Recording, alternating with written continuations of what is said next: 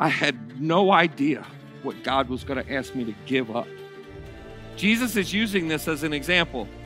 Count the cost before saying you're going to be my disciple, because it's going to cost you something. But Luke 14 says this: so don't follow me without considering what it will cost you. For who would construct a house before first sitting down and estimating the cost to complete it? That makes sense, doesn't it? You don't just go build a house. Oh, I don't really care how much it costs. If you're saying that, you got way too much money and no wisdom. Like, nobody would say that. Jesus is using this as an example. Count the cost before saying you're going to be my disciple, because it's going to cost you something. When I was growing up, Sue and I met in high school. She was 14, I was 15, biology class, second floor, first class after lunch, 110, Mr. Shuett. Not that I remember. I would sit there, and Sue was really quiet. I don't know what happened. Anyway, she was really quiet and real shy, and I would look at her across the table. You know, we'd be dissecting frogs and stuff, you know, in biology. I would look at her and I would go, "What's up, girl?" I was 15. I had no idea what God was going to ask me to give up when I said, yeah, I'll go into ministry. I had no idea the things that people were going to say about me. And trust me, there's a line. Guess what? It's all right. It's all right. It's all right. Many times when we're younger, we don't know what it means. We get so caught up in life, our loves. And then later on, you start to think, I think I better start getting some things straight with God. What does that mean? It means it might cost you something. That's what it means.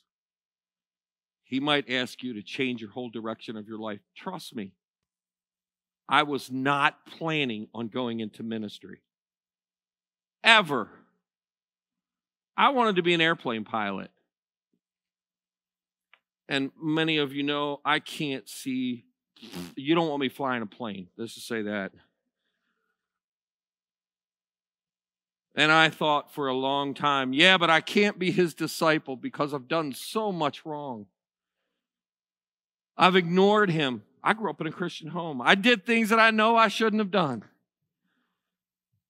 I denied him even at times. And the fact that he can use a person like myself and a person like you just tells me he's not looking for perfect. He's looking for willing. That's it. That's it. Do I like that? No, not all the time. I'll be honest with you. I'm closer to 60 than 50. And these are things I still struggle with. Yeah, but why, God? Because I asked you to give it up. That's why. One story as I quit. This will hopefully bring it down to like real life, right? There was a time in my life where I love golf. I love golf. I love playing golf. I love watching golf. I know, boring. There was a time in my life where I played golf every single day. Every day. Not that that's wrong for some of you. And this sounds petty, but it got to the point where my playing golf became sin because it was distracting me from what God wanted for me. I thought, well, it's just golf. Who cares? God does. I didn't play golf for probably 15 years. You could ask my kids and wife. I thought, if I do this, I know this is going to be distracting for me. In order for God to have all of me and all of my attention, I got to let that go so I can be devoted and committed and be the disciple that he wants him to be. Why? I don't know. For me, it was golf. Maybe for you, it's something else. I don't know. I don't know. But here's what I would say, and this is in the small group questions. You need to ask yourself this question. What or who may be God asking you to give up so that it's not a distraction and you can be a follower of Christ?